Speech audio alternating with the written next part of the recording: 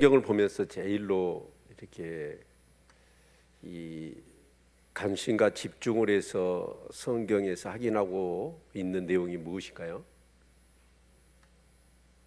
성경을 볼 때, 이 성경은 테스트먼트죠, 약속이거든요. 이 성경을 볼 때 이 약속이 어떻게 성취되는가 라는 것을 보는 것은 매우 중요하다고 여겨집니다. 성경의 약속이 역사 가운데 어떻게 성취되고 이루어졌는가라는 것을 볼 때 이 성경에 대한 권위를 우리는 인정하게 되어지고 그리고 또한 신뢰할 수 있는 거 아니겠습니까? 그래서 이렇게 구약을 우리가 이렇게 묵상하면서 우리가 놓치지 않아야 될 것이 바로 그거예요. 어떻게 이 예언의 말씀이 성취됐는가라는 겁니다. 그런데 이 구약의 이 약속들은 이중적인 약속이에요. 그러니까 지금 이제 이사야서는 BC 730년에서 BC 700년도 그렇게 활약했던 선지자 아닙니까? 그런데 그 이사야 선지자가 전부 다 지금 예언이잖아요. 이런 일이 일어날 거다. 그러면 이 백성을 이루하라 라고 했죠. 40장부터. 그러면 어떻게 이 백성을 이루할까요? 그랬더니 무슨 이루를 하라고 그랬죠? 이 복역의 기간이 끝났다. 바벨론 포로에서 이제 기간에서 너희들이 노임을 받을 거다라는 그런 말씀이었잖아요. 그런데 여러분 우리가 알다시피 유다는 바벨론에 언제 망하고 포로로 끌려가죠? 이제 우리 성도들의 문제가 뭐냐면 이 역사를 기억하지 못한다는 거예요. 그러니까 성경을 읽어도 역사, 시간의 공간과 시간축과 공간축이 알지 못하니까 가장 중요한 성경의 핵심을 놓치고 있는 거예요. 그러니까 BC 586년에 망하잖아요. 그러면 이사야가 사역을 한 이후로도 120년에서 100또 그들이 돌아올 때는 70년을 더하면 얼마죠? 200년 후의 일이란 말이에요. 그러니까 120년에서 200년 후에 일어날 일을 지금 예언을 하고 있는 거예요. 그러면 이 예언이 어떻게 성취됐는가라는 것들을 확인해야 될 뿐만 아니라 이 예언은 또한 어쩌죠? 그 앞으로 일어날 일 근접해서 어떻게 보면 앞으로 궁극적으로 일어날 예언에 비교하면 이 예언은 너무나 짧은 시간 안에 이루어질 내용입니다.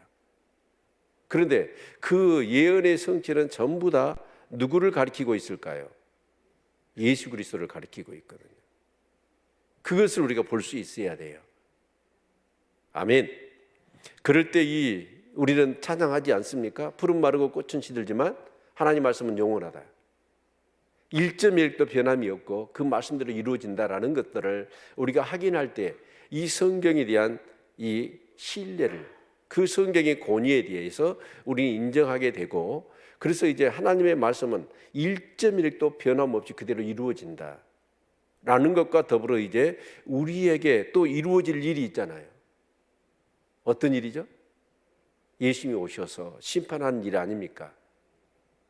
그것에 대한 신뢰를 갖게 되고 더불어서 예수 그리스도께서 이 땅에 오셔서 십자가에 피 흘려 죽은 것이 그냥 세상에서 얘기하듯이 진짜 이렇게 이 로마 사람들이 사로잡혀서 그냥 죽음을 당한 게 아니라 바로 어린 양 우리 죄와 저주를 한 몸에 주시고 십자가의 죽으심으로 인하여 죄와 사망의 원시로부터 우리를 자유케 하시고 우리를 구원하셨다는 이것이 믿어지잖아요. 그러지 않겠어요? 네.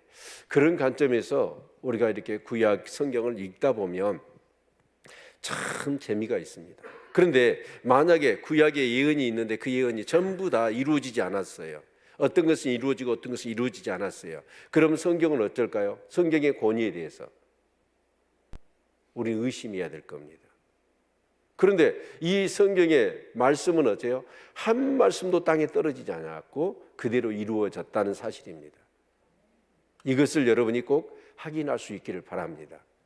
그런데 저는 이 성경을 연구를 하고 여러분에게 말씀을 전하고 또 저는 묵상을 하면서 정말 성경을 연구하는 것이 너무 좋아요. 그런데 저는 다 연구를 했잖아요. 내 것이에요. 근데 여러분은 어쩌냐면 제가 지금 연구해서 알려준 것을 여러분이 들을 뿐이죠.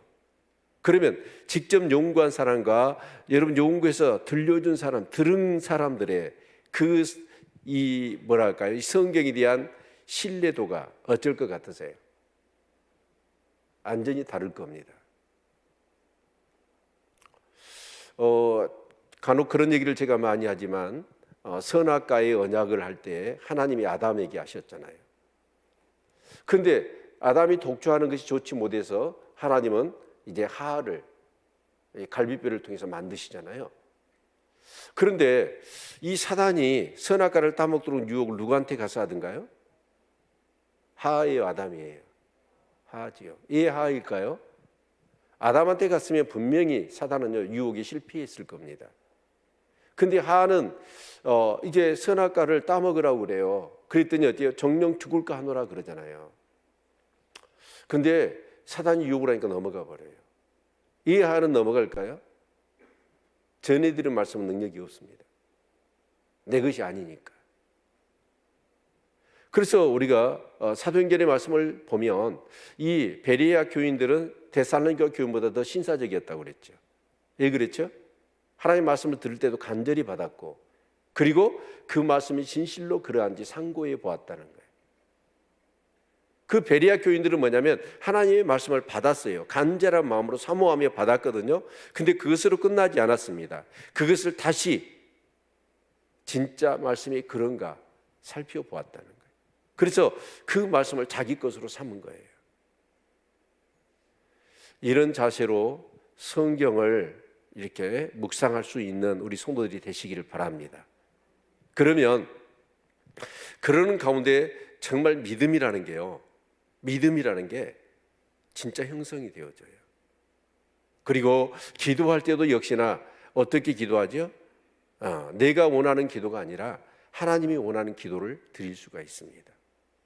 그리고 뭔가 정말 그 하나님의 음성을 듣는, 그리고 하나님의 뜻을 분별해내는데 크게 유익이 되어지죠. 정말 말씀은 지식이 아닙니다. 영이요 생명인 줄로 믿습니다. 그 단계까지 나아가는 우리 성도님들 되시기를 주님의 이름으로 축원을 드립니다. 그래서 저는 제목 설교를 던져버렸잖아요. 어떻게 하든지 저는 강의 설교하려고, 매일 성경, 수요일도 그렇고, 물론 금요철라는 이렇게 제목을 가지고 우리에게 정말 이 막혀 있는 것들, 정말 뚫어야 될 것들, 치유해야 될 것들, 그런 관점에서 말씀을 전하는 것이 사실이지만, 여러분 정말 그런 자세로 우리가 하나님의 말씀을 대할 수 있는 그런 성도들이 되시기를 축원합니다. 아멘. 그렇게 해보십시오. 말씀을 사모하고 정말 성경을 읽는데 정말 단어 하나가 모르는 게 나와요. 지명 하나가 모르는 게 나와요. 사람 이름 하나가 모르는 게 나와요. 그럼 기연히 찾아서 그것을 기연히 확인해 보려고 그런 자세로 성경을 읽어보시길 바랍니다. 그래서 이제 앞으로 우리 성도님들은 그럴 겁니다. 60이 넘고 70이 넘으면 뭐 하실 거예요? 오늘 제가 이렇게 여기 머리를 AS를 받으러 갔습니다. 갔는데 그동안에 통 못 갔거든요. 바쁘다는 핑계로. 그래서 염색도 하고 코팅도 하고 좀 달라 보이죠. 그런데 그 여자분이 이렇게 하면서 이렇게 많은 사람이 이제 대화를 나눈가 봐요. 머리도 깎고 이렇게 하면서. 근데 한 분이 이렇게 중년 정도 되는데 한 60 정도 되셨는가 봐요. 근데 그분이 와서 세상 재미가 없다고, 진짜 세상 재미가 없다고 그러면서 막 우울증에 사로잡혀가지고. 그런데 저는 그렇게 생각해요. 여러분 나이 들어서 성경을 읽고 묵상하는 거, 이게 여러분 즐거움이 될 수 있기를 바랍니다. 아멘. 네. 그 하나님의 말씀을 묻고, 근데 성경을 읽는데 모르는 게 나와요. 모르는 게 나오면 어쩌죠? 점점 성경의 흥미를 잃어버리잖아요. 근데 성경을 읽으면 읽을수록 이제 어째요? 그 깊은 맛이 우러나와요. 얼마나 좋겠습니까? 예요, 하나님의 말씀 지식으로 읽는 게 아니잖아요. 영으로 생명으로 읽는 거잖아요. 그런 단계가 되시기를 바랍니다. 아멘. 예. 자, 이 40장부터 계속해서 45장까지 뭐가 이루어지냐면 바로 이제 복역의 때가 끝났다. 그래서 그들이 돌아온다. 돌아오면 너희들이 길을 만들어라. 예루살렘에 돌아가거든 길을 만들어라. 무슨 길? 예수 그리스도가 오는 그 길을 만들라고 그러잖아요. 그래서 그 길을 만들면 그 길을 통해서 누가 오셔요? 예수님이 오신다는 거예요. 그리고 예수님이 오시면 사람들이 어때요? 그 예수를 영접하게 되고 그럼 사람이 심령이 바뀌고 세상이 바뀔 거다. 이런 얘기를 하잖아요. 자, 이 일은 일어난 일이에요? 안 일어난 일이에요? 아직 일어나지도 않는 일이에요. 자, 그런데 또 한편으로는 그 일어나지도 않는 일을 가상해서 하나님이 이렇게 말씀하시는 거예요. 사람들이 반문할 거다, 의심할 거다. 저 바벨론족이 저렇게 강력한 제국인데 어떻게 우리가 거기서 해방되느냐는 거예요. 네. 그래서 뭐라고 말씀하시죠? 여호와를 앙망하는 자, 오직 하나님의 말씀을 붙들고 그 하나님이 하실 것이다라고 하는 믿음을 가지고 있는 자, 그런 자들은 어떻게다? 돌아올 거다라는 것이죠. 그래서 BC 580년에 그 바벨론이 유다를 완전히 침략해서 예루살렘 성을 무너뜨리고 유다 백성들을 포로로 끌어가지요. 그런데 그런 과정 가운데서도 하나님을 앙망하는 사람들이 있었어요. 하나님 말씀을 붙들고 끝까지 믿음을 지키고 돌아갈 날을 소망했던 사람들. 그런데 그런 사람은 결국 돌아오지요. 에스라서 1장을 보면 그 돌아온 사람의 수요가 얼마라고 얘기하고 있습니까? 42,360명입니다. 그러니까 그렇게 많은 사람이 있었지만 그 많은 사람이 다 돌아온 게 아닙니다. 42,360명밖에 안 돌아와요. 아마 마지막 때도 그럴 겁니다. 주님이 오셨을 때 정말 주님 앞에 정말 이제 심판을 할 거 아닙니까? 그 심판인데 살아있는 사람은 살아서 주님을 만날 거고 이미 죽은 사람들도 다 부활해서 주님 앞에서 심판을 받을 거예요. 그런데 천국 갈 사람과 지옥 갈 사람, 천국 갈 사람이 많을까요? 많았으면 좋겠죠. 그런데 많지는 않을 것 같습니다. 여러분, 그래서 어떻게 돌아오냐라고 하는 것을 말씀하시죠. 어떻게 돌아오죠? 동방의 한 사람을 나의 종으로 택하시겠다는 거죠. 그렇죠? 그가 누구예요? 페르시아의 고레스입니다. 고레스 왕을 통해서 결국은 이 바벨론을 치고 이 고레스가 그 유다 백성들에게 뭐라고 얘기합니까? 하나님은 그렇게 말씀하셔요. 43장, 이제 44장을 보면 보다 더 정확하게 왜 고레스가 이스라엘 백성을 돌려보냈는지, 바로 애굽, 구스, 스바라고 하는 나라를 속량물로 대신 주지요, 하나님이. 그래서 이 고레스가 그 나라를 쳤더니 힘없이 무너지는 겁니다. 그리고 그 약속을 지키기 위해서 고레스는 어떻게 합니까? 유다 백성을 이제 보내주는 거지요. 그러면서 너희들이 성전이 없으니까 우리가 성전 지어준다 라고 하면서 그들을 보내주지요. 그것도 1차, 2차, 3차에 걸쳐서 그 유다 백성을 결국 보낸 것을 우리가 확인해 볼 수가 있습니다. 네, 그래서 이 고레스에 대한 내용을 구체적으로 45장까지 얘기합니다. 그래서 41장도 고레스 얘기를 하죠. 43장도 고레스 얘기를 하고 44장, 45장도 고레스 얘기를 더 구체적으로 계속해서 하는 거예요. 그런데 오늘 42장은 뭐냐면 고레스 얘기가 아니거든요. 또 다른 나의 종을 얘기해요. 여기서 이 나의 종이 누굴까요? 누구예요? 네, 바로 예수 그리스도입니다. 아멘. 그러니까 결국은 뭐냐면 이 고레스는 누구냐면 이 고레스는 하나의 그림자입니다. 누구의 그림자예요? 예수 그리스도에 대한 그림자입니다. 그래서 사망의 어두운 땅에 포로로 갇혀 있었던 그 백성을 어떻게 해줘? 해방시키잖아요. 예. 그 역할을 고레스가 하지만 그 고레스가 한 일은 결국 앞으로 예수 그리스도가 오셔서 그 죄와 사망의 권세를 깨뜨리시고 우리의 모든 죄를 사하시며 그런 모든 사단 마귀를 심판하시고 결국은 이 땅에 하나님 나라, 하나님 백성을 삼으실 예수 그리스도를 예표하고 있었던 것이죠. 그래서 그 사이에다가 누구를 갖다 놔요? 예수 그리스도를 가져다 놓는 거예요. 이해가 되시나요? 이렇게 이제 성경을 보시면 42장이 느닷없는 얘기가 아니라 연결이 되겠죠. 네, 그렇게 해서 성경을 읽으면 너무나 재미가 있는 것입니다. 네, 그래서 우리 42장을 보면 그러니까 지금 40장, 41장, 42장, 43, 44, 45장 이 내용은 앞으로 이제 120년에서 500년 후에 일어날 일이잖아요. 200년 후에 일어날 일. 그런데 42장은 몇 년 후에 일어날 일일까요? 700년 이후에 일어날 일들입니다. 그렇죠? 예. 그림이 그려지시나요? 어째 대답이 없으세요? 그려지세요? 예. 예. 여러분 피곤하시더라도 좀 이렇게 저를 보시고 또 반응도 좀 하시고 그렇게 하시기를 바랍니다. 자, 그러면 한 절씩 같이 한번 봅시다. 내가 붙들은 나이 중 내 마음에 기뻐하는 나의 택한 사람을 보라. 내가 나의 신을 그에게 주었은즉 그가 이방에 공의를 베풀리라. 자, 내가 붙들은 나이 중 내 마음에 기뻐하는 나의 택한 사람을 보라. 누구예요? 예수 그리스도죠. 그렇죠? 예. 여러분, 왜 예수 그리스도일까요? 여기 두 가지 사실이에요. 하나는 내 기뻐하는 자고 나의 신을 그에게 주었다라는 말씀이죠. 언제 일어났습니까? 예수님이 공생애를 시작할 때 세례 요한에게 세례를 받지 않습니까? 세례를 받는 순간에 하늘에서 소리가 나죠. 이는 내 사랑하는 자요, 내 기뻐하는 자라. 아멘.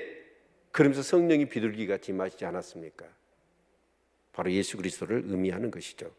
그러면서 2절 보면 그는 외치지 아니하며 목소리를 높이지 아니하며 그 소리로 거리에 들리게 아니하며. 그런데 예수님이 오셔서 이제 사역을 하셔요. 사역을 할 때 놀라운 일들이 일어나죠. 제일 첫 번째 가나의 혼인잔치 요한복음을 보면 그 처음 표적이 일어나지요. 그리고 우리가 마태복음 엊그저께 묵상했을 때 제일 먼저 처음 일어났던 표적이 뭐였어요? 문둥병자가 고침을 받는 일입니다. 근데 그 일을 하시고 나서 그 예수님은 문둥병자에게 뭐라고 말씀하시죠? 아무에게도 말하지 말라고 그래요. 예수님은 계속해서 그런 놀라운 사역을 하시면서 사람들에게 뭐라고 했냐면 얘기하지 말라고. 그걸 뭐라고 했냐면 그는 외치지 아니하며 목소리를 높이지 아니하며 그 소리로 거리에 들리게 아니했다. 여러분 대부분 사람 같으면 어째요? 그 놀라운 누구도 할 수 없는 기적과 그런 정말 엄청난 일을 했거든요. 여러분 그렇다면 어떻게 해요? 사람들은 뭐 할까요? 자랑하고 선전하고 기자회견을 하고 막 그렇게 할 것입니다. 근데 주님은 뭐라고 그러세요? 아무런 오히려 조용히 시키시는 그런 모습을 우리가 볼 수가 있지요. 왜 그랬을까요?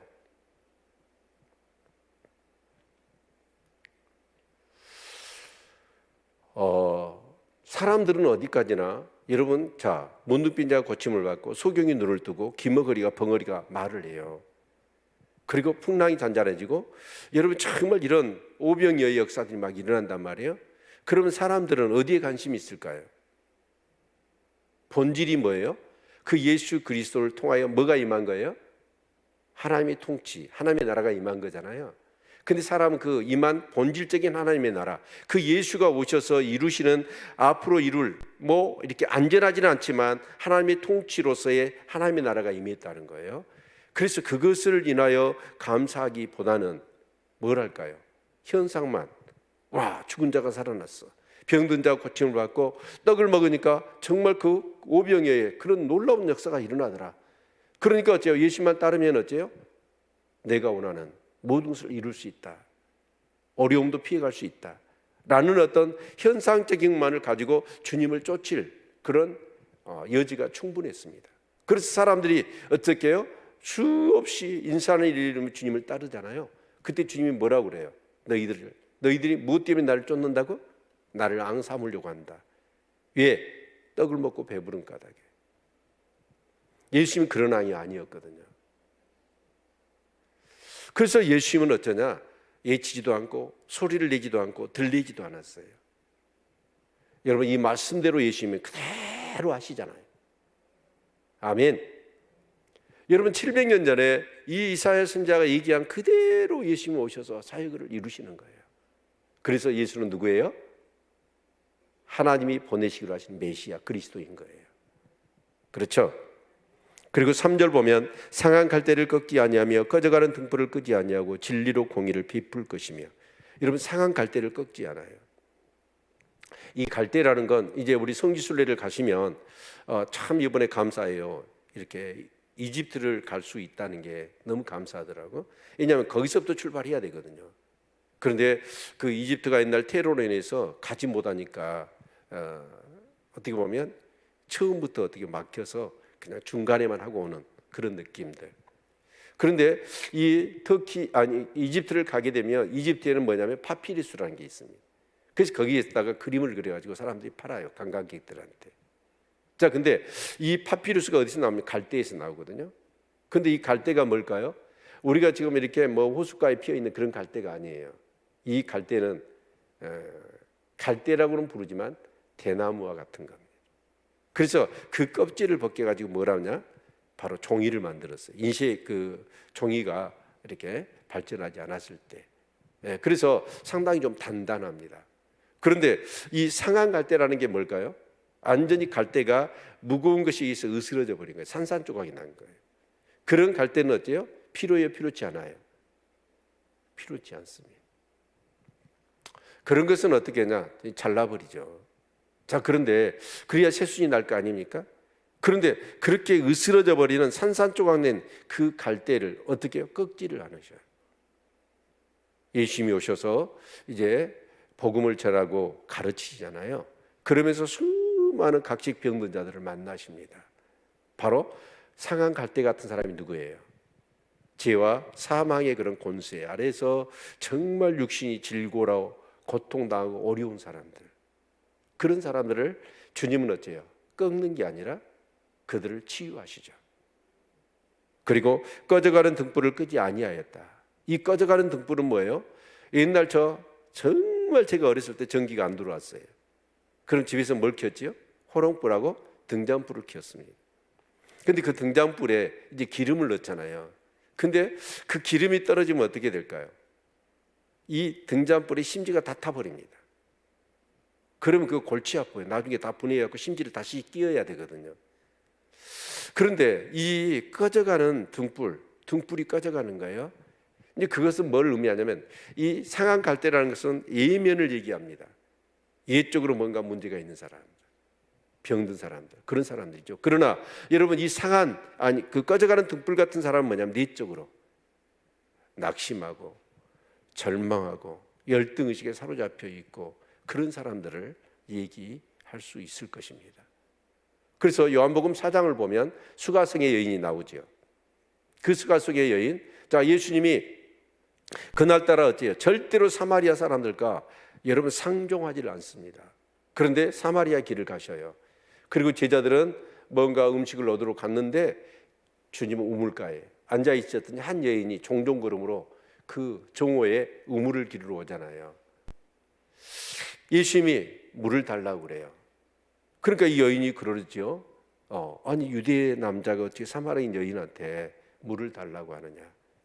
그러자 주님이 내가 누구인 줄 알았으면 네가 나에게 물을 구했을 것이다. 네가 주는 물을 먹으면 다시 목마르겠지만 내가 주는 물을 먹으면 영원히 목마르지 아니하고 그 속에서 영생가 되도록 솟아나는 샘이 될 거다라고 말씀을 하셔요. 그러자 이 여인이 갑자기 뭔가 좀 느꼈는가 봐요. 그래서 얘기가 돼야 하면서 예배 얘기가 나오잖아요. 그때 주님이 뭐라고 그러십니까? 네 남편을 데려오라고 그래요. 뜨끔했지요. 사마리아 그 여인이 그 종호의 물을 기르러 왜 왔을까요? 이미 5 남자하고 살아봤어요. 그런데 모르겠어요. 그 남자들한테 채였는지 아니면 자기가 발로 찼는지 뭔가 자기는 삶의 의미와 행복을 찾아서 정말 그 당시에 그 남자를 바꿔보는 것. 그런데 지금 살고 있는 남편도 마음이 맞질 않았어요. 그 얘기를 하시는 거예요. 깜짝 놀라죠. 그러면서 이 여인에게 주님은 자신이 메시아라는 사실을 밝히십니다. 그때 이 여인이 어쩌습니까? 물동이를 버려두고 몰래 정말 종종걸음으로 혹시 사람들 만날까 무서웠던 이 여인이 어쩌습니까? 동네를 향해서 와보라, 이는 그리스도가 아니냐 큰 소리를 쳐서 사람을 다 깨우잖아요. 그리고 그 사람들이 와서 결국은 예수를 믿게 되는. 여러분, 그런 정말 어떻게 보면 마음이 너무나 산 가운데 수치와 부끄러움과 낙심과 절망으로 사로잡혀 있는 사람들. 또 한 사람을 얘기해 본다면 현장에서 간음한 여인이죠.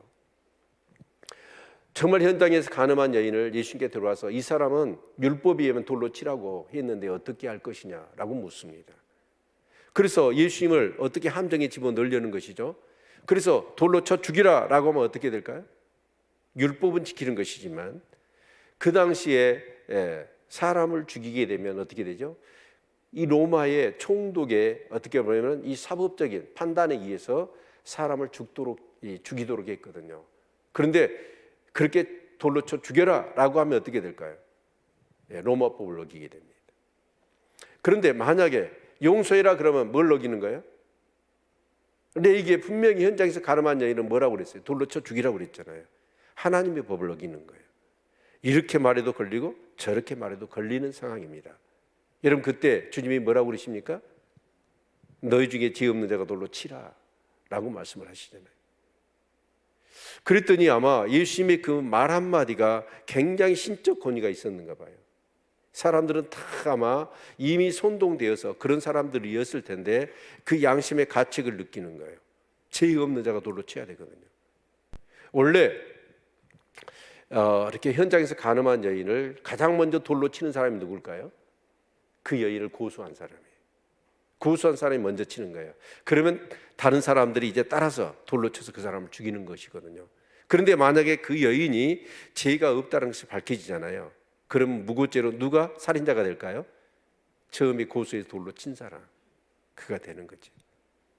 자, 그런데 아무튼 너희 중에 죄 없는 자가 돌로 치라고 그러니까 다 죄가 있어서 다 돌을 버리고 떠나버리잖아요. 그때 주님이 뭐라고 그러십니까? 그 여인을 향해서 나도 너를 정죄치 아니하노니 다시는 가서 죄를 짓지 말라라고 말씀을 하시죠. 그런데 이것도 우리가 한번 생각해 보실까요? 하나님은, 아버지 되신 하나님은 분명히 현장에서 간음한 여인을 돌로 치라고 그랬거든요. 그런데 아들 예수님이 이 땅에 오셔서 뭐라고 그러시는 거예요? 현장에서 간음한 여인이에요. 다른 사람은 죄가 없기 때문에 다 돌로 쳐 죽일 수가 없었어요. 그런데 유일하게 그 공의를 집행해야 될 분이 누구냐면 예수님이시거든요. 왜요? 예수님은 죄가 없으셔요. 그래서 성령으로 잉태되신 거 아닙니까? 그리고 예수님은 어쩌습니까? 정말 안전한 사람이고 안전한 인간이 그 한 인격체 안에 두 양성이 존재했던 것이죠. 그런데 이 신과 인간이라고 하는 이 양성이 서로 뭔가 주거니 받거니 해서 인간적으로 부족한 신의 능력을 도움받고 이런 그러지는 않았어요. 이건 신비지만 예수님 안에는 안전한 인간으로 그리고 안전한 하나님으로 함께 계셨던 것이죠. 네. 그런데 그 예수님이 죄 없으신 분이에요. 그래서 하나님의 공의를 집행해야 될 분입니다. 그런데 예수님은 어쩌습니까? 그 여인을 정죄하지 않겠다는 거예요. 왜 그랬을까요? 바로 예수님은 그 여인의 죄를 위하여 십자가에 죽으셔야 해요. 그것이 있었기 때문에 예수님은 그 여인을 용서하여 보내줬던 겁니다. 이처럼 예수님은 상한 갈대와 같고 정말 꺼져가는 등불 같은 그 심령들을 수없는 사람들, 목자 없는 양 같은 그 영혼들을 유리하고 죄와 사망의 어둠 땅에서 고통당하는 그들을 구원하시기 위해서 주님이 오신 거잖아요. 그래서 진리로 공의를 베푸십니다. 사랑이지만 또 한편으로는 예수님은 뭐예요? 공의입니다. 죄는 절대로 덮어지지 않습니다. 죄의 값은 치러야 되거든요. 그래서 예수님은 어쩌습니까? 그 죄값을 치르기 위해서 자신이 오직 유일하게 죄 없으신 인간은 누구밖에 없어요. 흠없고 점없는 예수밖에 없는 거죠. 그래서 예수님이 십자가에 죽으시는 거죠. 4절 보면 그는 she하지 아니하며 낙담하지 아니하고 세상의 공의를 세우기에 이르리니 섬들이 그 교훈을 앙망하리라. 여러분, 예수님은 어쩌든가요? she하든가요? 낙담하시든가요? 한 번도 주님은요 낙담한 적이 없어요. 얼마나 그 백성들에게, 그 땅에 그 백성들에게 왔더니 그 백성들이 영접하지 않잖아요. 예수님의 사역이 더 분명하게 그리스도이심을 드러내고 그 사역이 더 온전한 하나님의 나라로 정말 이루어가는 그 시점에 그 백성들, 특히 종교 지도자는 어쨌든가요? 어떻게 하면 예수를 죽일까? 혈안이 되어서 얼마나 가진 모함들, 함정을 파놓고 예수님을 곤욕 가운데 집어넣습니까? 그리고 결국은 어떻게 했습니까? 조롱하고 침뱉고 채찍질하고 십자가의 못을 박아 피조물이 창조주, 그들의 구원자 되신 예수를 십자가에 죽여버리잖아요. 그런 숱한 가정들, 심지어는 그 제자들마저도 주님을 부인을 해버렸고 주님을 팔아버렸잖아요. 그럼에도 불구하고 주님은 어쨌든가요? 낙담하시든가요? 쇠락하시든가요? 그러지 않아요. 예수는 그리스도이십니다. 아멘. 예. 그래서 이제 나중에 이 복음이 증거되어지고 모든 민족 가운데 하나님의 나라가 임하고 이 예수 그리스도를 영접한 사람들은 결국은 어떻게 됩니까? 섬들이 그 교훈을 앙망하리라. 여기서 교훈이 뭐예요? 복음, 예수 그리스도를 의미하는 것이죠. 그래서 5절 하늘을 창조하여 펴시고 땅과 그 소사를 베푸시며 땅 위의 백성에게 호흡을 주시며 땅에 행하는 자에게 신을 주시는 여호와 하나님 여호와께서 이같이 말씀하시되 나 여호와가 의로 너를 불렀은즉 내가 내 손을 잡아 너를 보호하며 너를 세워 백성의 언약과 이방의 빛이 되게 하리니. 예, 백성의 언약, 유대 백성들에게는 언약, 그리고 이방 모든 열방 백성들에게는 빛이 되실 것이다 라고 말씀하고 있습니다. 그래서 7절 우리 같이 한번 한 목소리로 읽겠습니다. 7절 시작. 내가 소경의 눈을 밝히며 갇힌 자를 옥에서 이끌어내며 흑암에 처한 자를 간에서 나오게 하리라. 네, 소경의 눈을 밝히며 갇힌 자를 옥에서 이끌어내며 흑암에 처한 자를 간에서 나오게 하리라. 여러분, 소경의 눈을 밝힌다는 게, 이 소경은 누굴까요? 진짜 그 시력을 잃어버린 소경을 얘기할까요? 그렇지 않습니다. 여러분, 우리 사람은 육을 가졌을 뿐만 아니라 영적인 존재인 줄로 믿습니다. 그래서 육적인 시력도 있어야 되지만 영적인 시력이 있어야 될 줄로 믿습니다. 아멘? 네. 여러분, 그래서 영적으로 분별하고, 여러분, 그럴 수 있는 시각이 우리에게 필요한 것이죠. 저도 지금도 그 기도를 하고 있습니다. 뭐냐면, 내 눈 열어 보게 하소서. 이제 그분이 책이 소책장 이만한 게 있더라고요. 그래서 제가 이제 이렇게 서점에 가서 참 내 눈 열어 보게, 그 제목이 너무 좋더라고요. 그래서 책을 사서 이렇게 읽는 가운데 이분이 놀라운 세계적인 그 치유 사역자입니다. 근데 여러분 참고로 들으십시오. 그분이 이렇게 치유 사역을 하면 거기다 나아요. 고침을 받는 거예요.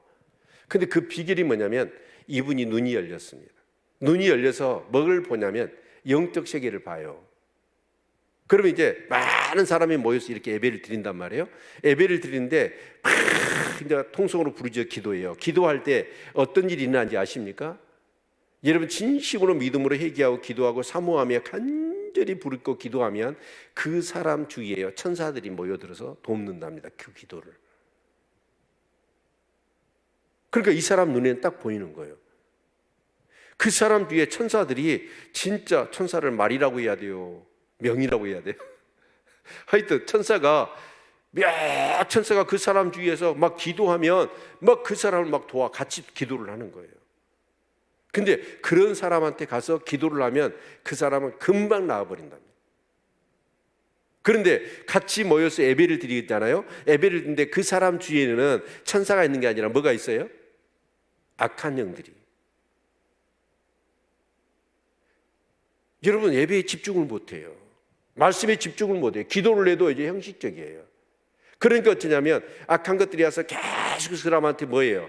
잡념을 집어넣고 집중하지 못하게 하고 잠을 집어넣고 막 그래서 집중을 못하게 만드는 거예요. 그게 보인답니다. 그게.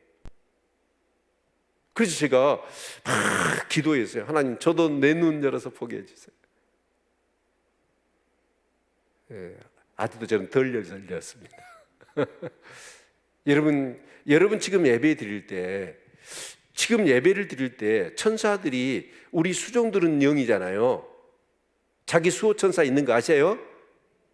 그래서 진짜 예배를 드릴 때 간절히 하나님 앞에 예배를 드리고 사모함으로 그렇게 예배를 드리면 천사들이 와서 계속해서 나를 도와. 아멘. 근데 형식적으로 예배 드리고 또 이렇게 예배 안 드리면 목사님한테 또 좀 이렇게 눈이 찍히고 뭐 그런 어떤 형식적인 예배, 종교적인 예배를 드리면 그 배후에는 누가 역사할까요? 악한 영들이. 여러분, 예배를 집중하시기를 바랍니다. 사모하시기를 바랍니다. 그럴 때 천사들이 도와서 더 그런 임재 가운데 은혜를 받을 수 있도록 그렇게 역사하는 거예요. 여러분, 영적인 눈이 밝아지기를 바랍니다. 그걸 놓고 기도할 수 있는 우리 성도님들 되시기를 축원합니다. 그래서 소경의 눈을 밝히며 갇힌 자를 거기서 이끌어내며, 여러분, 갇힌 자, 진리가 알지니 진리가 너희를 자유케 하리라 주님이 말씀하시잖아요. 그랬더니 바리새인들이 뭐라고 그래요? 아니, 우리는 아브라함의 그 종들로서 지금까지 누구의 종이 된 적이 없는데 자유를 거론하느냐라고 예수님께 따지잖아요. 그때 예수님이 뭐라고 그러시던가요? 죄를 짓는 자마다 죄의 종이니라 라고 말씀하셔요. 실제로 우리는 지금 자유하잖아요, 육적으로. 그런데 우리는 지금 감옥에 갇혀 있는지도 몰라요. 왜요? 죄를 지으면 죄의 종이거든요. 그래서 그 죄의 종이 돼서 여러분 어떻게 합니까? 사단이 지금 어떻게 해요? 마귀로 틈을 타지 못하게 하라고 그랬잖아요. 근데 틈을 타도록 틈을 열어준단 말이에요.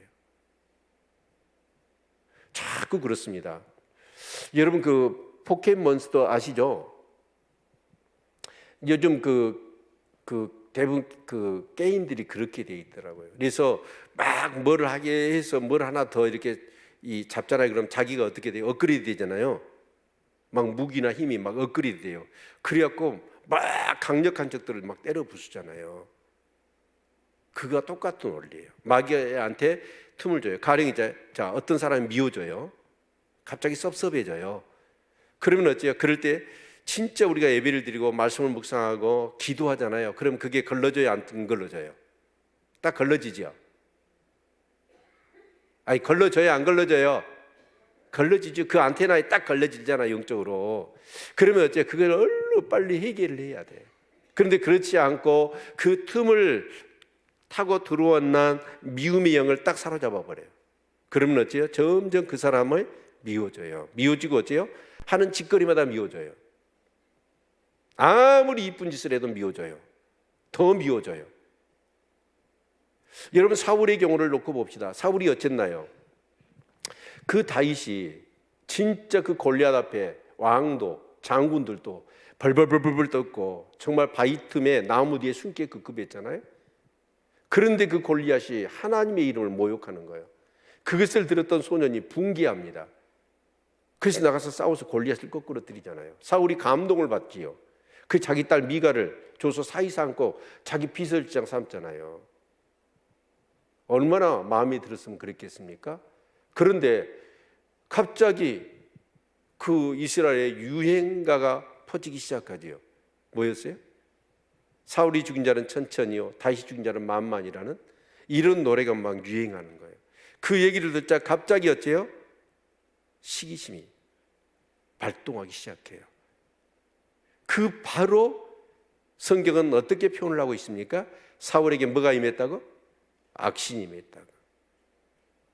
그 악한 영이 들어가니까 결국 사울은 어떻게 합니까?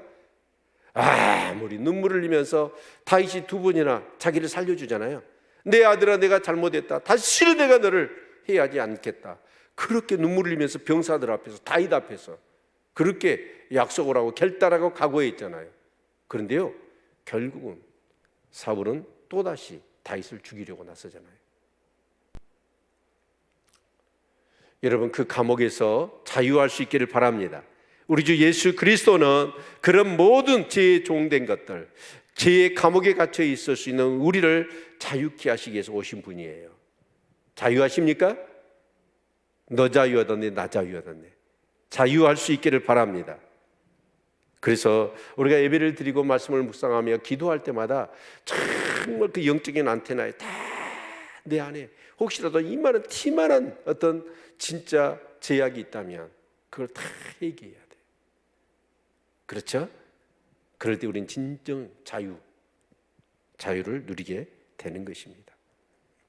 8절 보실까요? 나는 여호와니 이는 내 이름이라. 나는 내 영광을 다른 자에게 내 찬송을 우상에게 주지 아니하리라. 보라, 전에 예언한 일이 이미 이루었느니라. 이제 내가 새 일을 고하노라. 그 일이 시작되기 전이라도 너희에게 이르노라. 절대로 하나님의 그 거룩하시고 영광스러운 이름, 그래서 찬송을 받으실 이름은 절대로 우상에게 주지 않는다. 그건 뭐예요? 우상은 그 일을 할 수가 없다. 오직 누구만이 하실 수 있다? 하나님만이 하실 수 있다. 믿으십니까? 그래서 보라, 전에 예언한 일이 이미 이루었느니라. 이제 내가 새 일을 고하노라. 그 일이 시작되기 전이라도 너희에게 이르노라. 그러니까 하나님이 예언한 일들이 어떻게 이루어졌고 또 다시 새로운 일들을 행하시면서 주님이 말씀하신 일들이 그대로 이루어진다라는 것이죠. 바로 고레스를 통해서 그 이스라엘 백성이 바벨론 포로에서 돌아오게 될 뿐만 아니라 예수 그리스도를 통하여서 죄와 사망의 권세 아래 있는 자들이 제사함을 받고 자유케 될 것이다 라는 것이죠. 이 일이 저와 여러분이 일어난 줄로 믿습니다. 아멘. 그래서 이제 이 10절부터는 어떤 내용이냐면 그 구원의 은총을 경험한, 그 예수 그리스도를 경험한 사람들, 모든 열방의 사람들이 해야 될 일이 뭘까요? 찬송하는 거예요. 하나님을 예배하는 거예요. 그렇죠? 그 제사함의 구원의 감격, 그 기쁨, 하나님이 나의 하나님 되심에 그 죄와 사망의 권세로부터 우리를 자유케 하시고 우리를 하나님의 자녀 삼아주신 이 은혜에 감사하고 감격한 사람들이 예배를 드리는 거예요. 찬송이 뭐예요? 예배잖아요.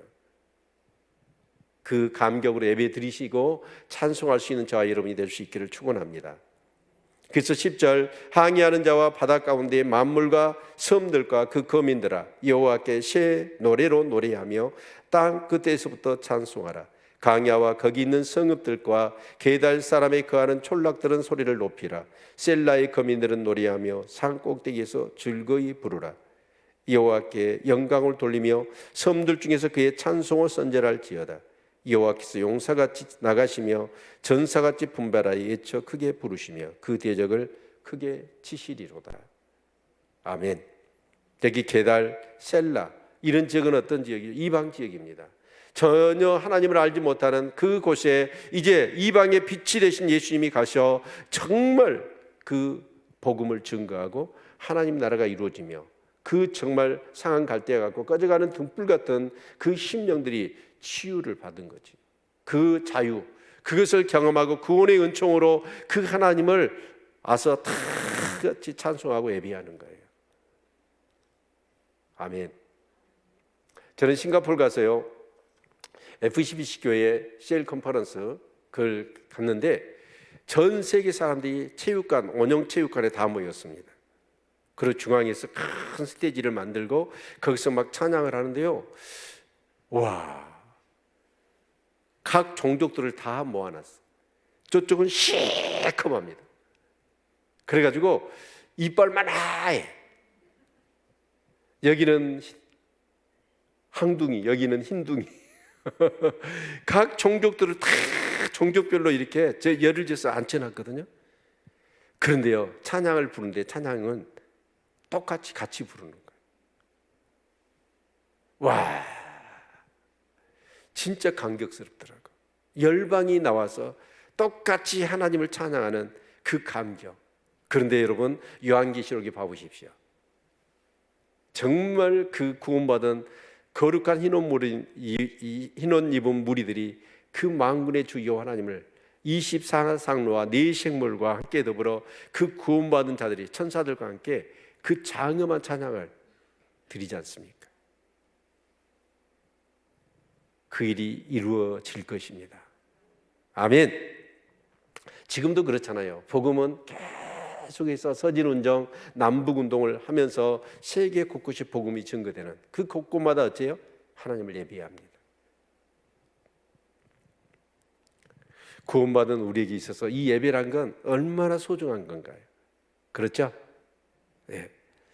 그리고 14절 내가 오랫동안 고요히 여기 13절 보면 여호와께서 용사같이 나가시며 전사같이 분발하여 외쳐 크게 부르시며 그 대적을 크게 치시리로다. 내가 오랫동안 고요히 하며 잠잠하여 참았으나 이제는 내가 해산하는 여인같이 부르짖으리니 숨이 차서 심히 헐떡일 것이라.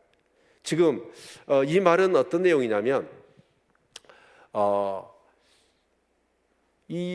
하나님께서 결국 이 유대 민족을 택하셨잖아요. 그리고 유대 민족을 통하여 구속의 역사를 이루시잖아요. 그래서 이 약속의 백성이 누구냐면 사실은 이스라엘 백성입니다. 그래서 그 민족을 통해서 큰 민족을 이루고 땅을 주시고 그리고 그 민족을 통해 누가 태어나야 돼요? 예수가 태어나고 예수 그리스도를 통하여서 이제 온 열방 가운데 복음이 증거되어야 되지 않겠습니까? 그런데 그 유대 민족만의, 그러니까 예수님은 그렇게 말씀하시잖아요. 헬라인들이 와가지고 예수님을 뵙기를 원하자 내가 이스라엘에 잃어버린 양 얘는 내가 보냄을 받지 않았다라고 말씀하시잖아요. 그래서 하나님은 어쩌냐, 결국 예수 그리스도의 구속의 구속사가 이루어지는 그 모든, 그러니까 예수님이 오셔서 십자가에 죽으시고 그 죄와 사망의 권세를 깨뜨리시고 부활하시고 이제 하나님 나라 오르시잖아요. 그때까지는 하나님은 어떠냐? 이방 민족에 대해서는 전혀 침묵하십니다. 그리고 누구의 하나님이었어요? 이스라엘의 하나님이었잖아요. 아멘. 그래서 그때까지는 어떠냐? 주님이 잠잠히 기다리셔. 해사라는 여인처럼 정말 그 10달 동안은 잠잠하잖아요. 네, 그 얘기를 하는 거예요. 그런데 이제 예수님이 오셔서 구속의 역사를 이루셨어. 그러면 어떻게 해요? 해산을 하는 거고, 용사가 지금까지 침묵하고 잠잠했지만 이제는 나가서 싸우는 거예요. 그래서 하나님의 나라는 침노하는 나라가 되는 것이죠. 그 얘기를 하는 겁니다.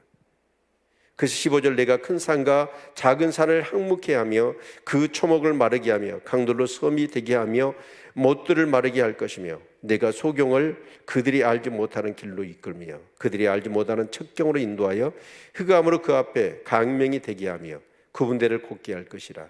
내가 이 일을 행하여 그들을 버리지 아니하리니.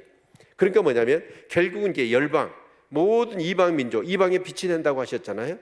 그래서 그 이방 민족들을 절대로 버리지 않고 그들을 다 이제 구원받기로 작정된 하나님 택하신 사람들을 다 구원하실 것이다 라는 얘기입니다. 그래서 저와 여러분이 완전히, 여러분 아브라함과 피가 섞이진 않았지만 저와 여러분도 이 예수 그리스도의 복음이 임하고 하나님의 자녀가 된 줄로 믿습니다. 아멘. 그러나 17절 조각한 우상을 의리하며 부어 만든 우상을 향하여 너희는 우리의 신이라 하는 자는 물리침을 받아 크게 수치를 당하리라. 그러나 그 복음을 받아들이지 않는 자는 어째? 우상을 숭배하는 그들은 결국은 심판에 그렇게 받을 것이다 라는 얘기입니다. 그리고 이제 18절로 25절의 말씀은 유대 백성들에 대하여 그들을 심판하실 것이다 라는 내용이 기록이 되어져 있습니다. 그런데 먼저 결론적으로 말씀드리자면 이 유대 백성들이 왜 심판을 받느냐면 그들은 영적인 소경이었고 영적인 기머거리였기 때문에. 그래서 18절 너희 기머거리들아 들으라, 너희 소경들아 밝히 보라.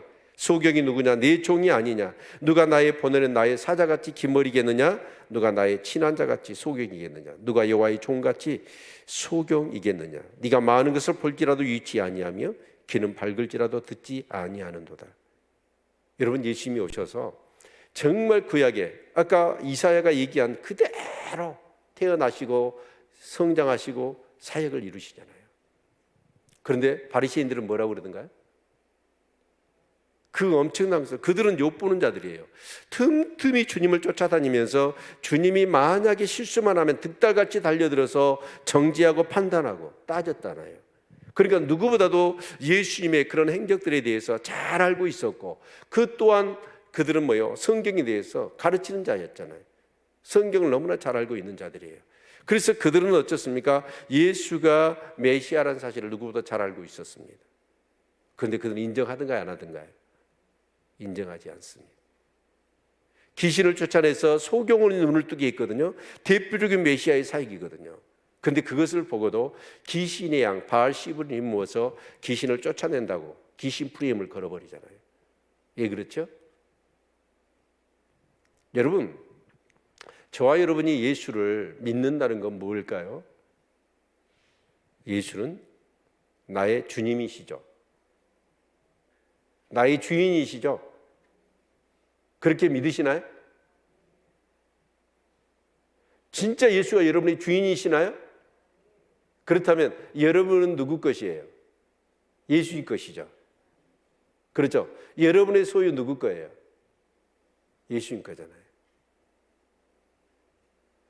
여러분 정말 그렇다면 여러분은 어떻게 해요? 주인의 허락을 받으셔야 되지 않을까요? 그런데 주인 되는 것을 내려놓기 싫어요. 내가 주인 되어 내 마음대로 살고 싶은 거지. 근데 예수를 믿는다는 건 뭐냐면 이제는 내 마음대로 살지 않겠다는 거예요. 만약에 어떤 사람이 내 집에 들어와서 냉장문 열고 서랍 열고 막 맛있는 거 다 마셔버리고, 여러분 그런다면 내가 옆에 지켜보고 있는 내가 주인인데, 아니 진짜 손님이 와가지고 내 집을 자기 집처럼 빨딱빨딱 뒤져서 다 한다. 그러면 어때요? 다시는 그 사람 집에 들이지 않을 겁니다. 예수님은 얼마나 곤욕스러울까요? 주님이라고 모셔놓고 주인으로 인정 안 하고 내 마음대로 살아버리잖아요. 여러분, 우리가 신앙생활을 잘못하고 있는 겁니다.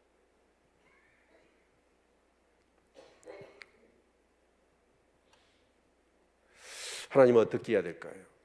다윗처럼 항상 물으실 수 있기를 바랍니다. 아멘? 네. 하나님은 어떻게 해야 돼요? 오늘 수요일인데 교회 갈까요, 말까요? 화가 나는데 화 낼까요, 말까요? 섭섭해지는데 섭섭한 마음 가질까요, 말까요? 다 물어야 되잖아요.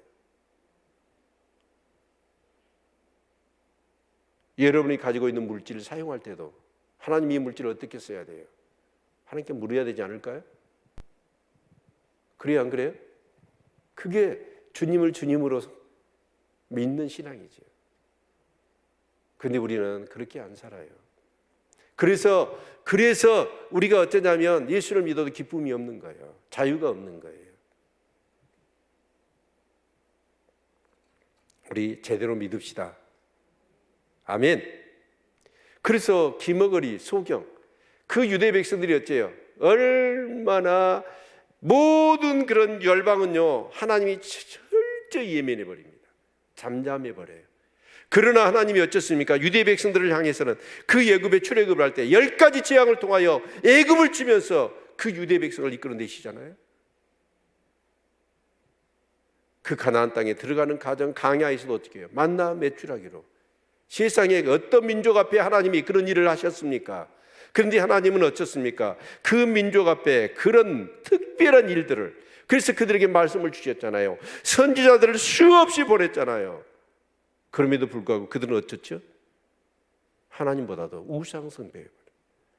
자기 마음대로 살아버리는 거예요. 자기 하고 싶은 대로 해버리는 거예요. 그들이 누구냐? 그렇게 많은 것을 보았고 그렇게 많은 것을 들었음에도 불구하고 그들은 전혀 하나님을 보지도 못했고 하나님의 음성을 듣지도 못한 거예요. 그래서 결국 그들은 뭐예요? 멸망해서 지금까지도 그들은 어째요? 이 복음을 받아들이지 않잖아요. 유대인들은 얼마나 그게 무섭습니까? 네가 많은 것을 볼지라도 유의치 아니하며 귀는 밝을지라도 듣지 아니하는도다. 어떻게 보면 오늘 우리 예수를 믿는다고 하는 우리 크리스찬들이 이미 달아져 가지고 스스로 착각하고 있는 거예요. 나는 잘 믿는다. 나는 구원받았다.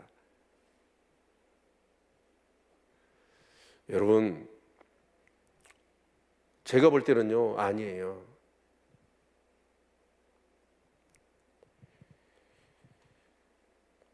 편하게 신앙생활 하고 싶죠. 정말 얼마나 좋겠습니까? 편하게 신앙생활해서 구원도 받고 이 땅에만 하나님의 나라도 내가 경험하고. 근데 그게 안 된다니까요. 주님을 주님으로 섬기지 않으면 말씀을 듣지만 그 말씀을 어떻게 해요? 걸러 들어요. 살지는 않거든요. 사람들은요, 성경에서 얘기하는 하나님을 믿는 게 아니라 내가 원하는 하나님을 믿어버리잖아요. 대부분 지금 하나님을 믿는데 어떤 하나님 믿는지 아세요? 성경에서 얘기하는 하나님이 아니라 내가 원하는 하나님을 믿고 사는 거예요. 그리고 구원받았다고 착각하고 있는 거예요.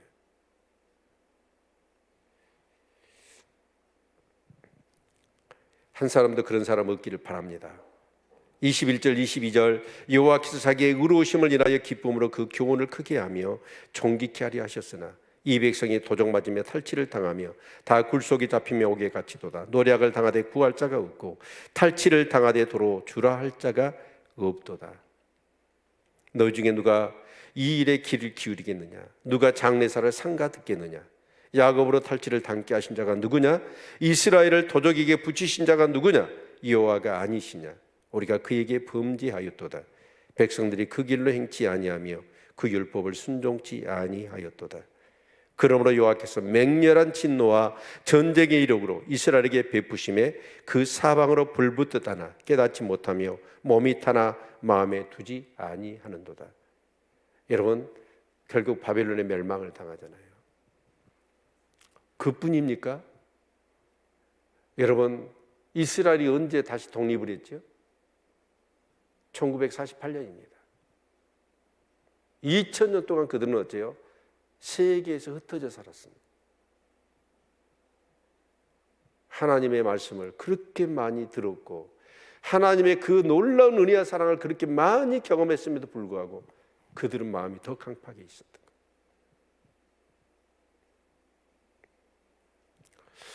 저는 이렇게 그 결론을 짓고 싶습니다.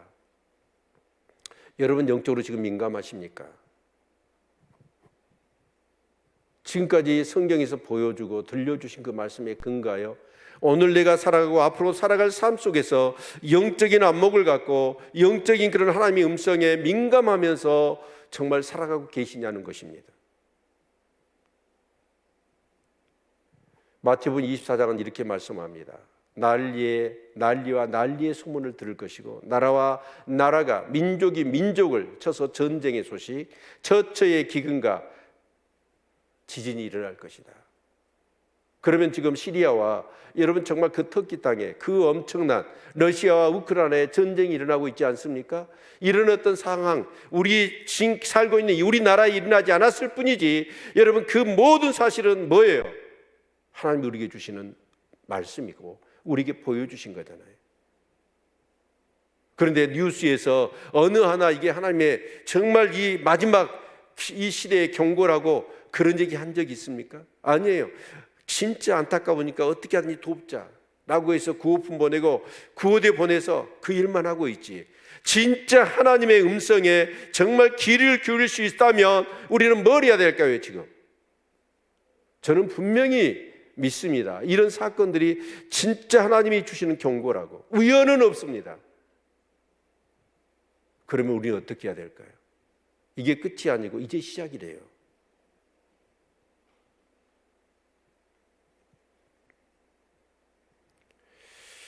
정말 가슴을 치며 회개하고 깨어있는 삶을 살아야 될 줄로 믿습니다. 이게 분명하거든요. 너무나 분명한 하나님의 경고의 음성 아닙니까? 그런데 정말 여러분은 어떠시나요? 지금 영적인 상태가. 그 뉴스를 들어보면 여러분 그 북극의 남극인가요? 그게 얼음이 4분의 1밖에 없다잖아요. 평소에. 이런 어떤 진짜 지금 종말을 향해서 이런 엄청난 신호를 지금 보내고 있는데 진짜 우리는 뭐 하고 있는지 몰라요.